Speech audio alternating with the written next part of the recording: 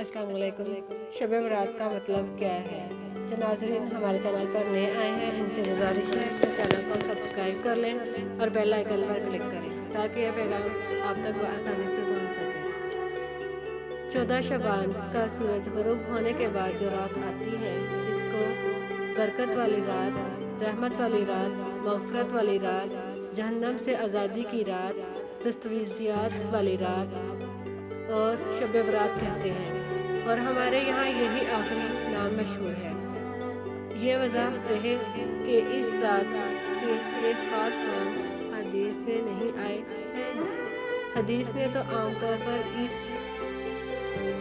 اس رات کو 15ویں شعبان کی رات کہہ کر اس کا ذکر کیا گیا ہے۔ البتہ اس رات میں جو خاص کام اللہ تعالیٰ کی طرف سے انجام پاتے ہیں ان کی مناسبت سے بڑے بڑے علماء، امام راضی، علامہ زمخشری، علامہ قرطبی، قاضی زیرزابی نے اس رات کو اپنی کتابوں میں ان مختلف ناموں سے ذکر کیا ہے، اور اس میں کوئی قباحت نہیں، کیونکہ اس رات کا نام شب برات رکھنا نہ کوئی فرض واجب سمجھتا ہے نہ سنت و مستحب۔